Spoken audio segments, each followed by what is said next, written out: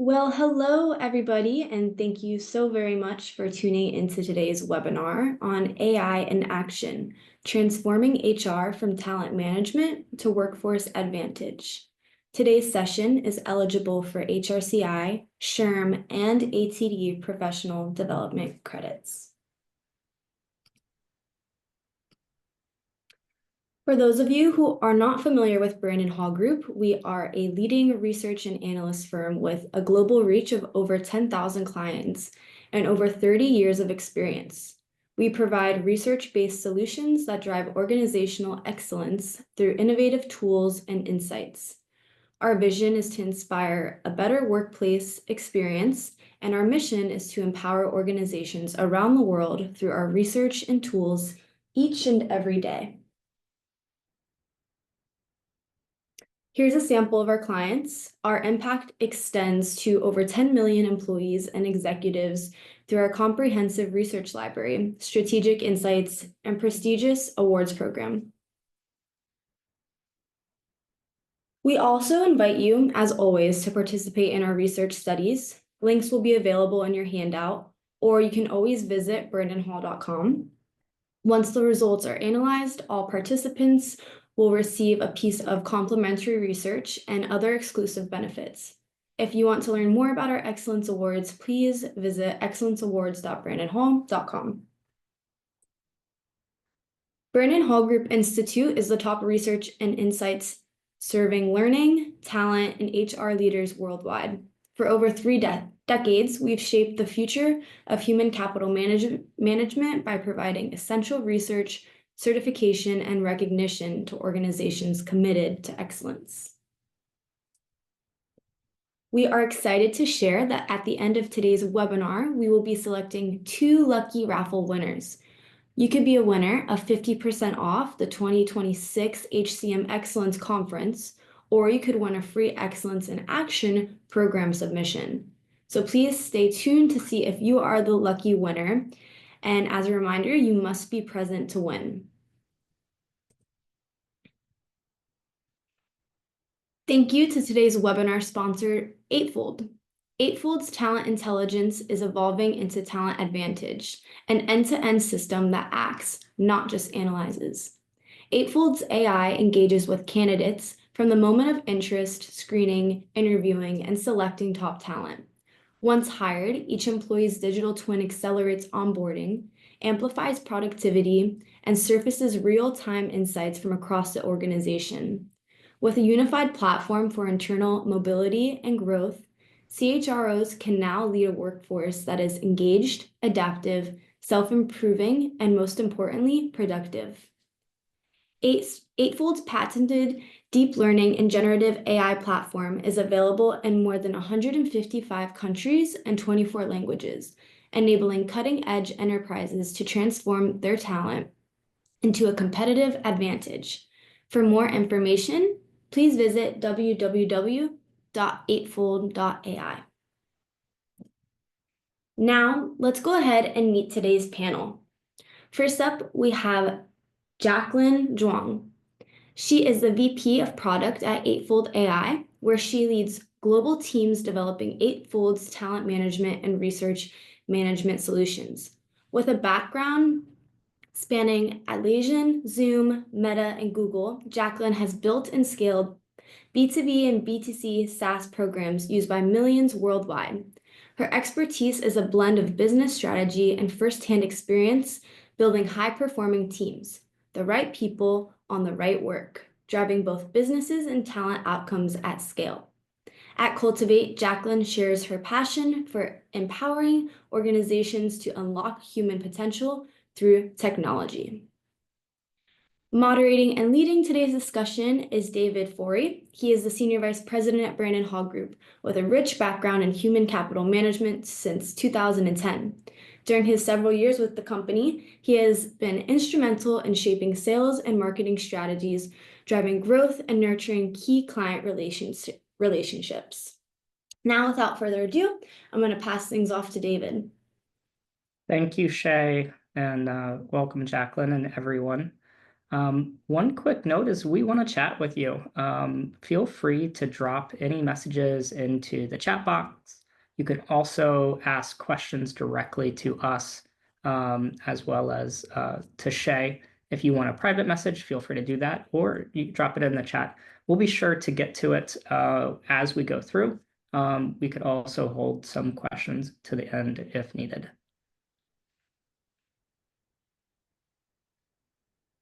So, what are we talking about today? So today we're going to be talking a little bit about the shift of talent management, everything that's going on. I think this conversation is really important to all of us. I think there's a lot of different factors going into the talent space, whether it's talent management, talent acquisition. We're going to give you some insights into how to do those more effectively, how to get the most out of your data, and really understand what's happening in your workforce. So we're going to show some of those solutions and actions, give you some real life examples, as well as set you off with a blueprint of how to get started and or how to improve where you are currently. So let's jump right in. So just to kind of set the stage, these are some areas that through our research at Brandon Hall Group, we are seeing as some of the critical challenges that organizations are facing.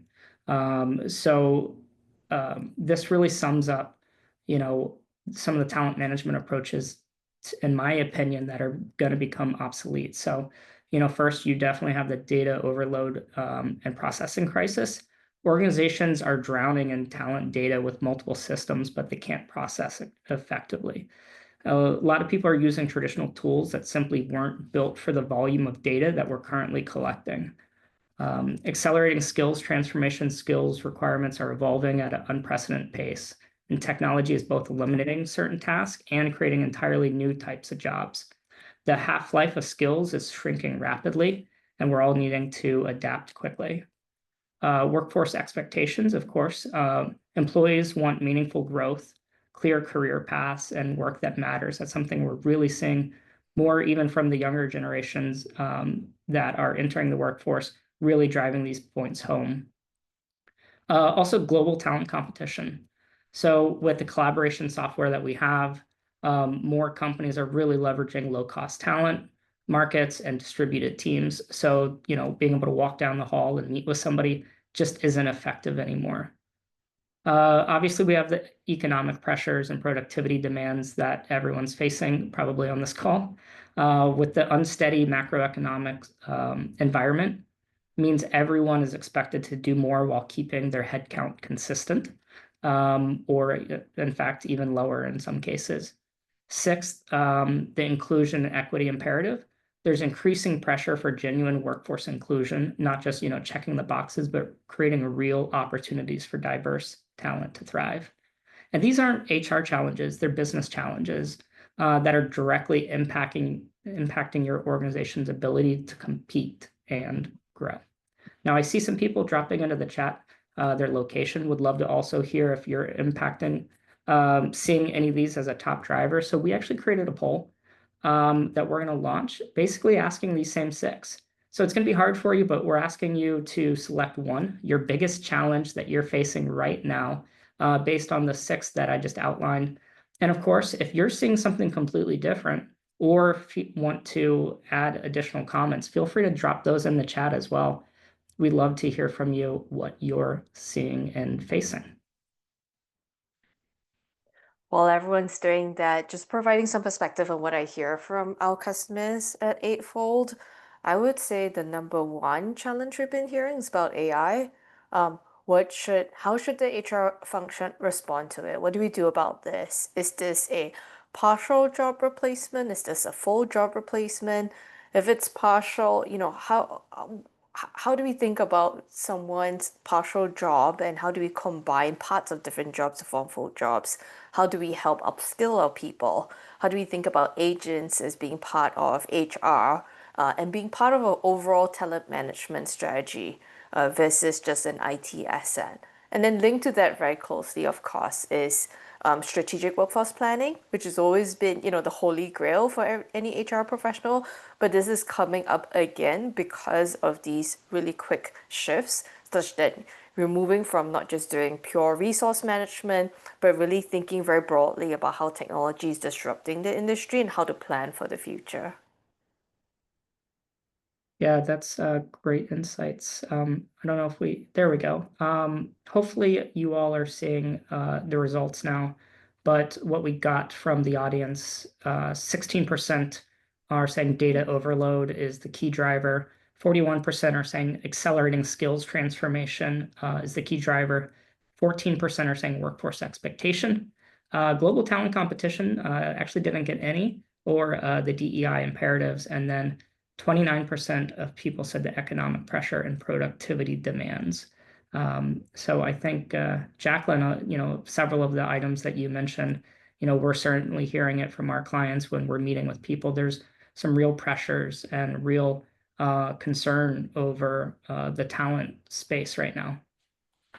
Yeah, I could definitely see that around the skills transformation. And if anyone wants to add more color, in chat or talk about it live, feel free to jump in. Please.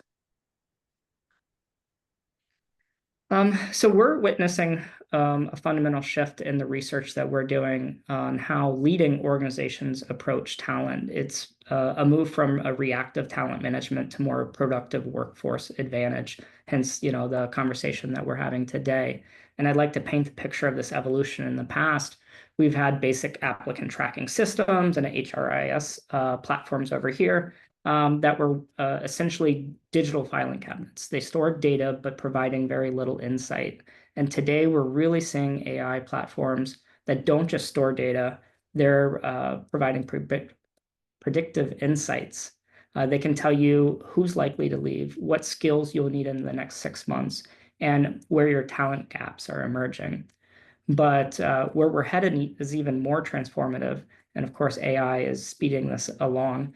It's really comprehensive decision support that spans the entire employee life cycle or talent life cycle. And it's really what we call talent intelligence, and what Eightfold calls talent intelligence. So if you're not familiar with that term, Brandon Hall Group defines it as a data-driven approach that leverages AI and analytics to optimize every stage of the talent life cycle, from recruitment to retention and workforce planning. This isn't just about having better technology, it's about three key components working together. First, you need to collect and unify the data from both internal and external sources, bringing together information that was previously siloed. The second is using AI to turn that data into actionable insights and drive real business outcomes. And third, shifting to a skills-based approach that ensures the right people with the right capabilities are in the right roles. And the bottom line is 91% of organizations cite aligning workforce strategies with business needs as their top priority when we asked on our HCM Outlook study. And talent intelligence isn't how you actually achieve that alignment. Talent intelligence is how you can achieve that alignment. Sue, can you go in a little bit and share a little bit about how you do that?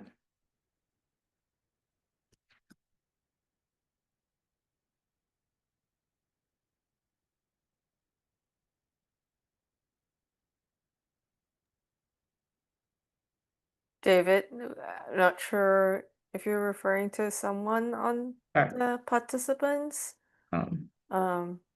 If we could go to the next slide. Yeah. Sorry. Okay, fantastic. Yeah, can talk a little bit about how Eightfold talent intelligence platform helps with this and really designed to be a system of intelligence. To set context, completely agree with everyone. There is an abundance of data, both internal and external out there. And with AI, we're really making sense of that data to drive HR decisions is becoming easier. And we are seeing the impact that our customers have, not just on HR goals, but also on business goals. So let's go through this. It's a pretty dense slide here, starting from the bottom.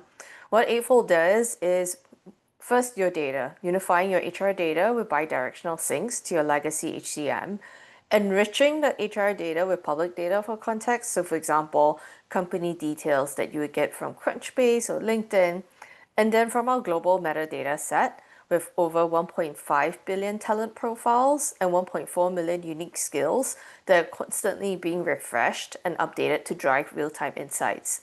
So all this data, in conjunction with our customers, powers the intelligence layer.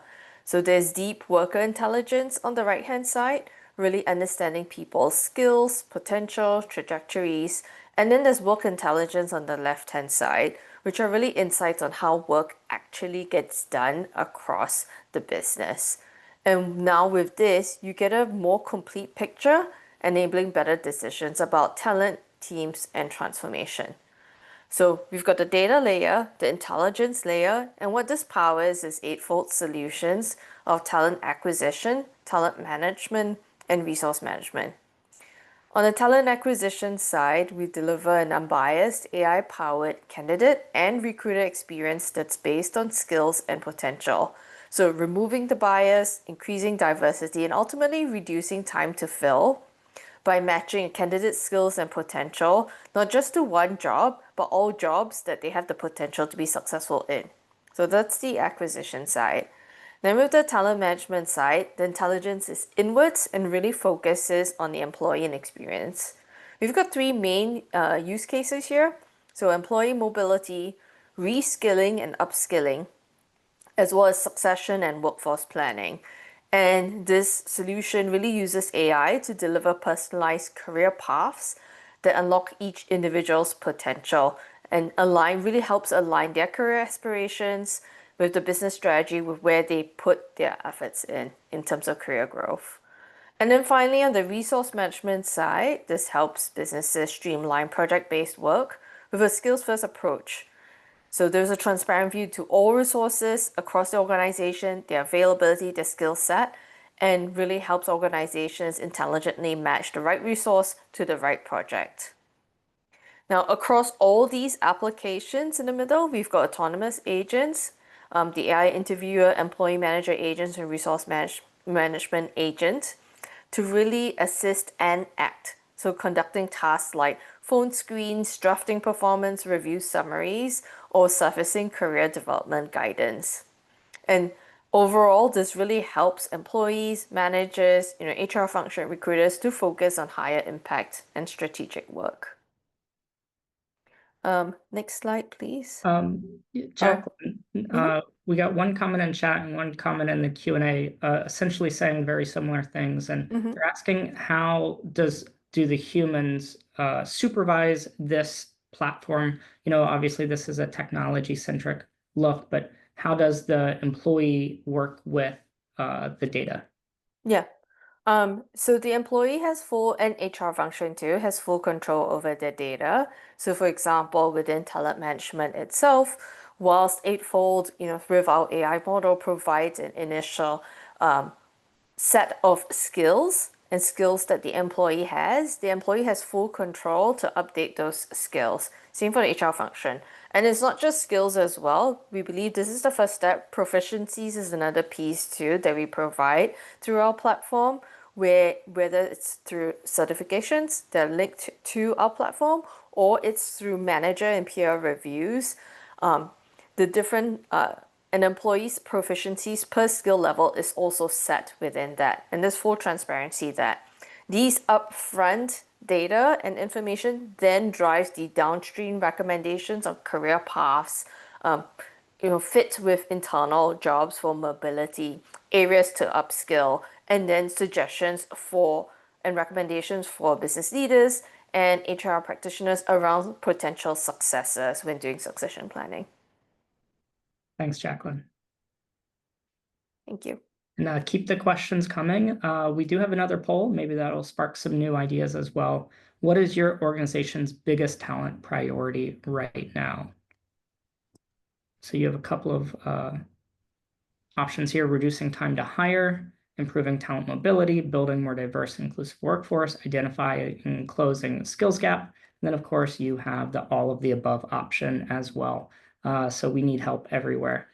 I do know that there are some people out there that are looking for help at each one of these levels. So we do try to hone in on one particular choice as your biggest talent priority.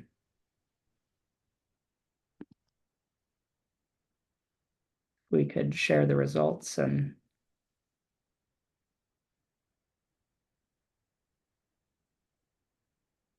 okay, 31% are saying all of them.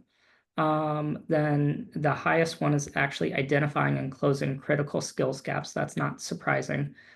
Jacqueline, you did bring that up early on as a conversation that you're having constantly. 22% said improving internal mobility and retention. And a couple of people said reducing time to hire, and a couple more people said building a more diverse and inclusive workforce. So again, if you want to drop in any feedback into the chat, I'm sure others would love to hear from you. But Jacqueline, if you could kind of share some solutions to those, I think you have a couple of slides on some common solutions to those questions. Yeah, so I really want to share a little bit about how some of our most forward-leaning customers have tackled the challenges that we're all talking about today. So with Bayer, they were facing business challenges across their pharma, crop science, and consumer health divisions, including the need to refill their pharma pipelines, refine their crop science strategy, and return to volume-based growth amid some ongoing litigation. So to overcome this, they undertook a transformation from a traditional hierarchy to a skills-based organization under their new dynamic shared ownership model. And really the goal is to enable large-scale talent flow by improving skill visibility and matching employees to the right internal and external opportunities, especially those within Bayer who are affected by restructuring. So they implemented Eightfold's talent acquisition, talent management, and workforce exchange solutions and partnered that with programs in-house, right? Including redefining skills as a new currency for talent development, integrating these skills into processes like career progression, staffing, learning, networking, scaling the AI-supported talent marketplace with Eightfold, and really doing data-driven workforce planning by combining Eightfold's skills data with Power BI dashboards, enabling real-time analytics and strategic decision-making. And so outcomes of this, one of it you see on the slide, 90% decrease in candidate screening time, but also they scaled their talent marketplace very rapidly from 16,000 to 100,000 employees within 8 months. They launched an external talent exchange to support employees impacted by structural changes in Germany and really successfully staffed over 260 projects using this new model.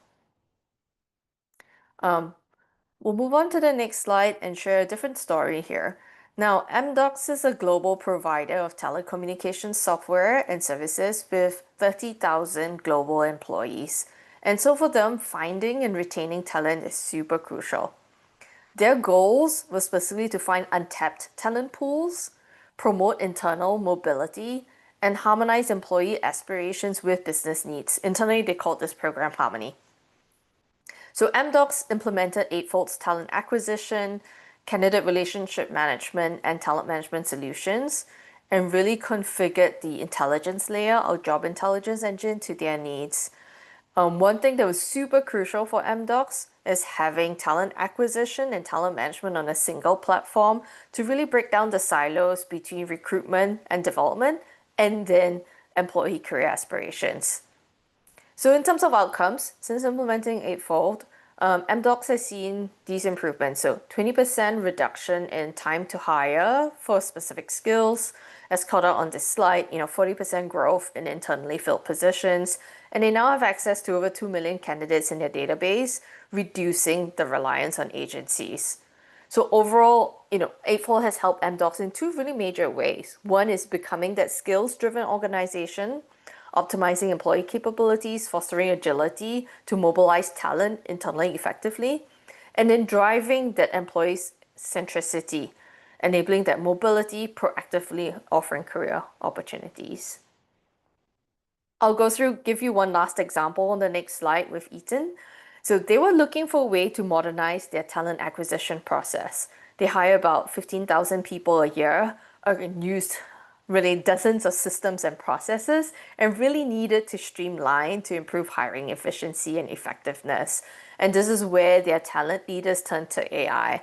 So after implementing Eightfold's talent intelligence platform, they've seen a big improvement, a big impact on business. So 4 times growth in their talent networks I called out, but also a 30 to 40% increase in candidate velocity, double-digit increases in all their recruiting metrics. So this is like time to market, time to present, time to offer, and then a 13% increase in overall recruiter satisfaction in executing on their jobs. And from Eaton's point of view, they're now strategically positioned to win top talent in a really competitive market. Over to you, David, for the next slide. All great examples, and I love how all three of them had a component of utilizing the current talent pipeline that's available. It's you hear horror stories of organizations that need new skills, so they just get rid of their staff and bring in new people, and instead of trying to reskill them and teach them new things. And I certainly want to focus in on the skills-based revolution, because this is one of the foundations of everything that we've been discussing. And our HCM Outlook research shows that having the right skill set is 5 times more predictive of a candidate's success than their educational background or their work history. So just because they have 10 years of experience doesn't mean they really know how to do something. So that number really is 5 times more predictive from the research that we're seeing. And these insights come directly from our 2025 Excellence Award winners as well. If you are familiar with our awards program, we're making announcements next week, and we have much more data to come from the award winners, and it all matches up with exactly what we're talking about with that 5 times more predictive. But here's what some of our award winners are doing differently. They're shifting from that rigid job description to more of a dynamic skills portfolio. They're moving from degree requirements and capability validation. They're looking at the potential, the adaptability, rather than just past experience. So a few key themes that we saw across our award winners is, first, they map skills directly to business outcomes, not just the roles. They ask what capabilities drive revenue, not just what skills does this job need. Second, they create transparent skill frameworks that every employee can see. No more black box of hiring, or what skills get you to the next level. People know exactly what they need to develop themselves for their next move. The third thing we're seeing is the use of AI to identify adjunct skills and hidden talent. That person in accounting might be the perfect skills for your open data analyst role, but you never know it without that AI-powered skills matching. The fourth is they build career paths based on skill progression, not tenure or relationships. So I think Jacqueline talked a little bit about unbiased understanding. Eightfold allows that unbiased look at where skills and people might come from. So our award winners are seeing remarkable things like 40% higher internal mobility, 30% better retention, and significantly faster time to productivity for their new hires. The skills-based revolution certainly isn't coming. It's already here, and our award winners are showing exactly how to make it work. So I'm checking the poll. Checking the chat, and we have another poll here. Kate, thanks. Really like the concept of mapping skills to business outcomes. That feels more significant shift and a very worthwhile one. So hopefully everyone can also do that. That's something that we can get started in right away. Speaking of getting started right away, what is, preventing you from, looking at things kind of like the way we've outlined? Does it come down to either budget constraints or competing priorities, lack of executive buy-in or sponsorship, change management challenges, technical complexities, or unclear ROI or business case?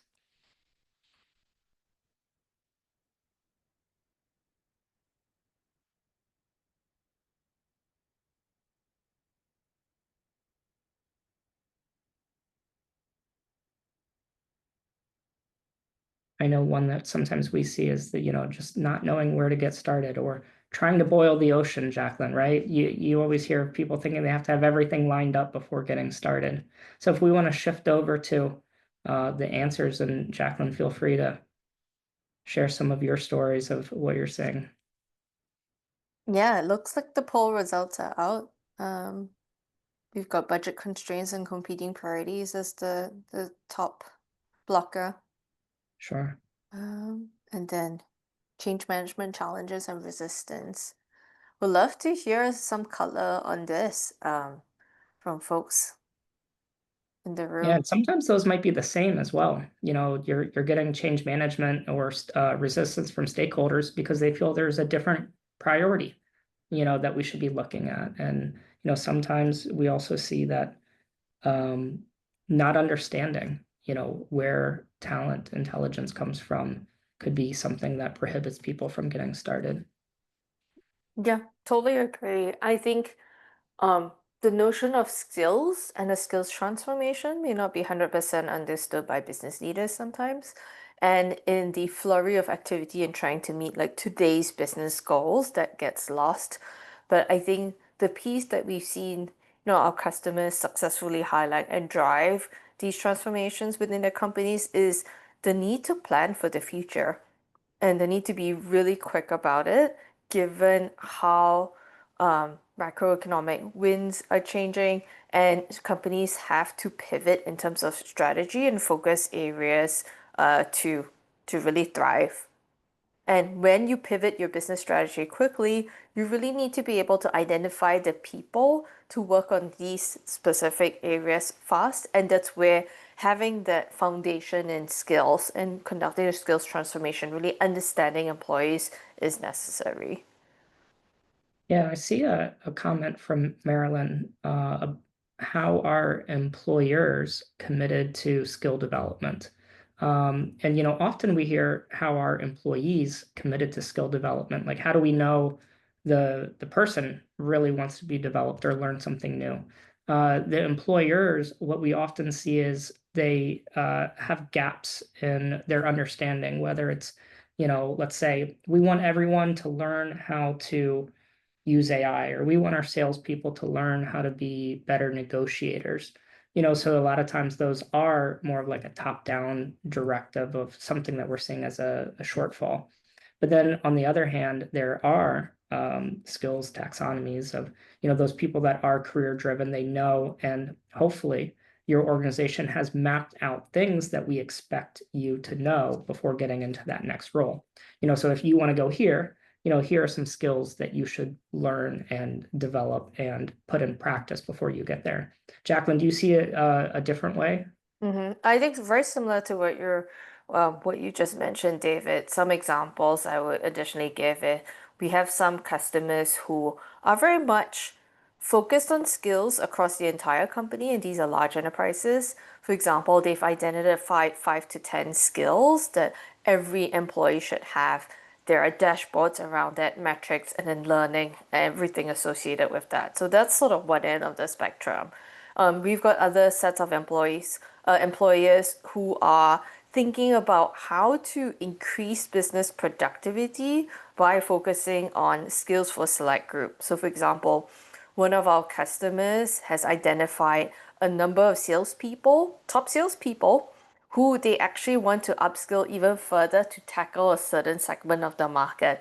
And they're using Eightfold's talent management platform to do this, putting them in a community group together, giving them specific access to courses and mentors to help them upskill, and then hopefully drive that whole group towards a particular business outcome, like a segment of the market that they want to tackle. So these are two different examples of how employers are really thinking about skill development. Yeah, we have another comment from Jeffrey, and I'm going to let you respond to this because I'd love to hear Mhm. Eightfold's approach. What is the experience with AI helping to illuminate skills from available data, like job descriptions, resumes, or other existing sources of data, without a project to structure, gather, and consume data about skills? Yeah. So I think if we go back to the blue slide, I don't know what to call that. If we can scroll back. Um, sorry, Shay, if you don't mind, that would help get the data. And eh, I assume, Jeffrey, when you say project to structure and gather the data, this is like about putting data in very structured formats. But the beauty of AI is that we can combine all this data, structured and unstructured, and produce the intelligence out of that. So we've got under the enterprise data side all the data from HCM, and there's a bidirectional flow piece there too, which gives you the job descriptions, the resumes, and your existing sources of data. And then we bring in market data and public sources as well to feed into that. And really last one, the user interactions is this is user interactions with our platform itself as well.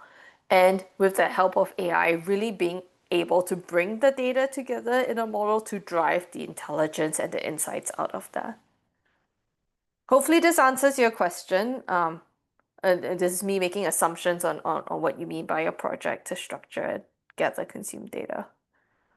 Perfect. Yeah. And we can, of course, connect with Jeffrey offline to answer more questions, because that's a great one where we see a lot. So appreciate all of the comments that have come into the chat thus far.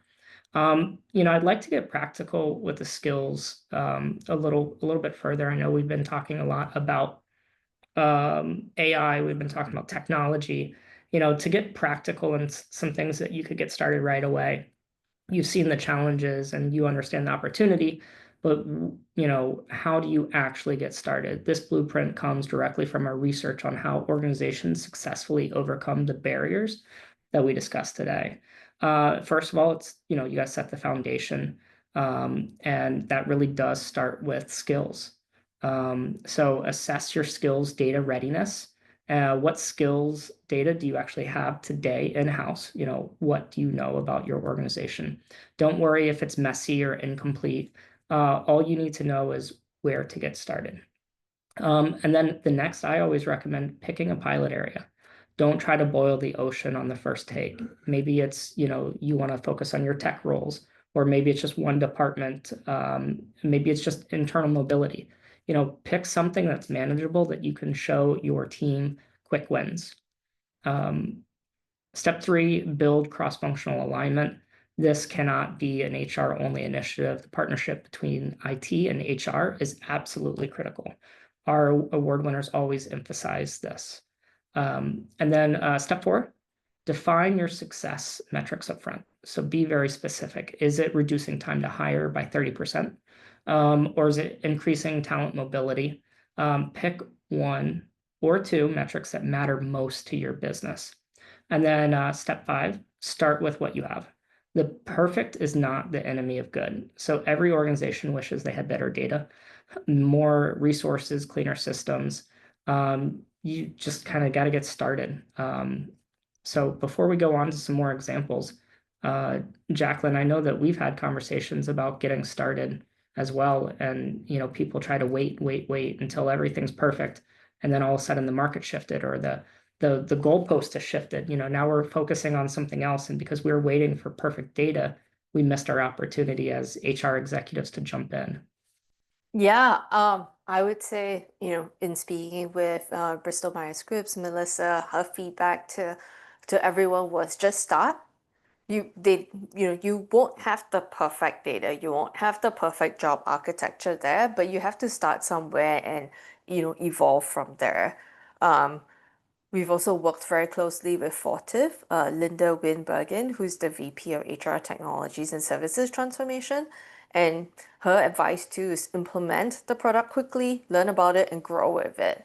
So what Fortive did with Eightfold was turn on the features as needed. So for example, they turned on courses a month after the initial implementation when they felt ready, and really just launch and be iterative, because the product's always changing. AI is evolving really quickly, and at least for us at Eightfold, the product team works really closely with customers to help them get going and really solve needs.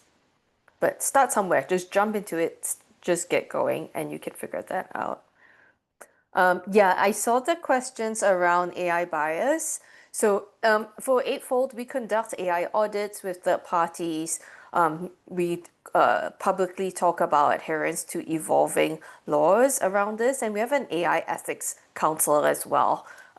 There is quite a bit in here, so what I'm going to do is just share our responsible AI website so that you can take a look and really dive into and think about how building responsible and unbiased AI works. That's great. Yeah, we always get those questions, and I was hoping that you would jump in on that, Jacqueline, because I wanted to hear how Eightfold handles it, for the sake of this conversation. And this blueprint, you can use it a little bit without sophisticated systems. But if you really want to get the magnitude or get to scale, or really try to make the most impact, a platform like Eightfold is absolutely critical to scale that across your organization. I'd love to show some more examples of some more award winners that overcame some of those exact solutions. So, budget constraints is something that came up earlier. We had an organization that started focused with a pilot. They proved the ROI, and then they used those results to secure funding and scaling. One winner showed that a 50% reduction in time to hire in their pilot, and the CFO immediately approved that expansion. So they were able to scale on that front. And I think that's similar to some of Jacqueline's stories as well. The change resistance is also one that came up big in our results. And we've seen that they focused on showing quick wins and celebrating the early adopters and getting behind those people that are adopting at those groups and departments that are the early adopters. And when employees saw their colleagues getting promoted based on skills rather than tenure, adoption is going to certainly accelerate. Technical complexity. One organization phased their integration using APIs to connect systems gradually rather than attempting a massive overhaul. So again, start where you can, extract value quickly. And then unclear ROI. An organization picked one metric first, whether that was time to hire, retention, or talent mobility, and then they focused relentlessly on moving that number. And of course, broader benefits followed. So I think that the key message that we're seeing from our award winners is, again, get started. You don't need to have everything perfect to get started. You just need clear focus. You need executive support, the willingness to learn as you go. Every one of our award winners that implemented systems like this started exactly where you are today. The difference is they did take the first step. I've seen, some stuff about life, learning new skills, on LinkedIn a lot. And the thing that I saw, I think this morning was when you're 80, and you look back and you see 30 years ago, when you didn't know something, the difference is you just got started. So hopefully in this solution, you can also get started. I see some more action in the chat. So wanted to, okay. Yeah, we're going to circle back to that on another call. So I think the next slide here is Q&A. And I know some people have already been dropping comments in the chat. If anybody has waited until now to ask some questions, get some more understanding, we'd love to answer any of your questions that you might have on how to get started, really overhauling that talent management from a reactive approach to more proactive.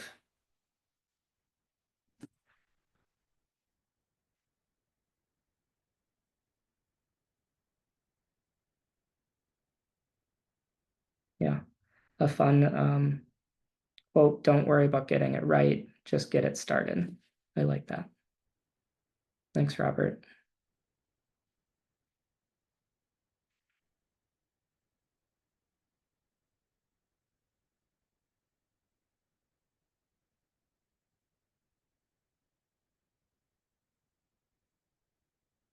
Okay. Here's one for you, Jacqueline.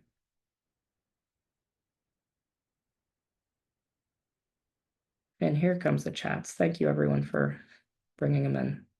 Yep, I'm going to try and get this. HR and talent are separate functions, or the partnership is lacking. How do you create a bridge between them? I think you can have a project management office, but that's, for me, is from what I've seen is more on the execution side. I think the first step is really to bring together the two functions to talk about what they cover and how they see the future, and really start drafting that shared goal. And once you have that shared goal, and really talk up, better understand the linkages between talent, especially acquisition, and the ongoing employee development pieces, which is so crucial, like I mentioned with the MDocs case. And then you can start talking about how you want to execute on those joint goals. And this is where then perhaps a project management office might come in.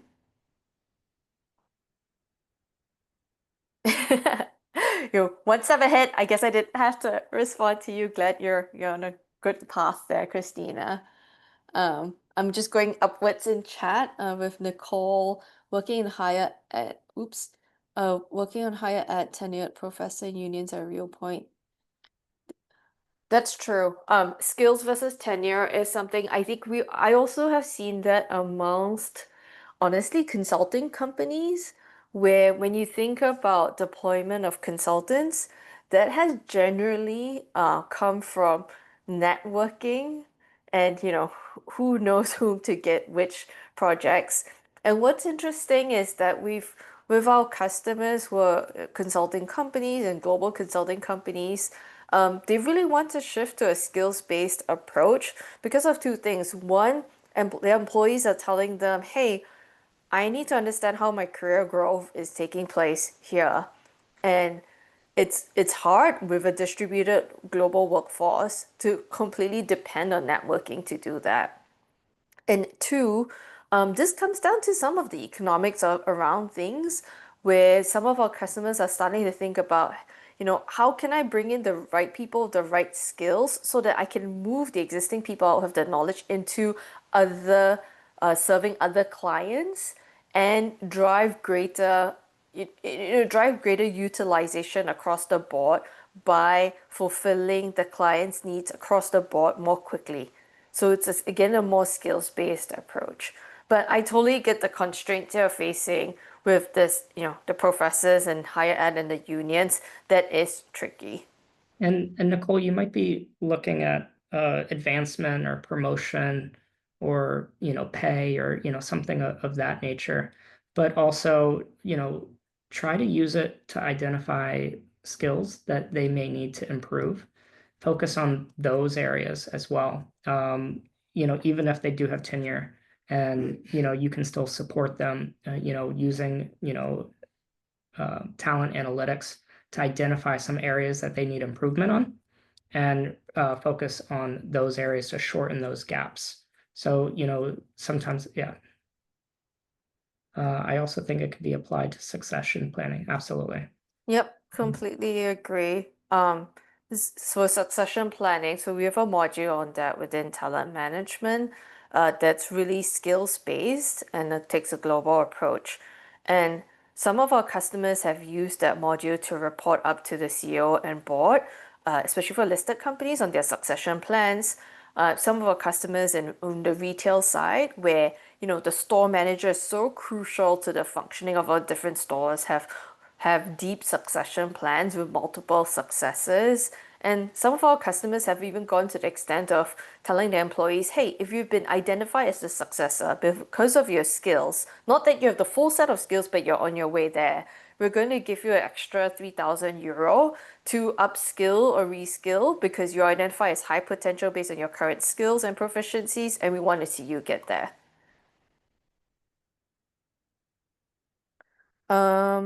Okay, sorry, I was scrolling up and I get caught up when more chats come up. I see Shiraz, Eightfold integrated with existing ERP systems, or is this a standalone that needs to be implemented?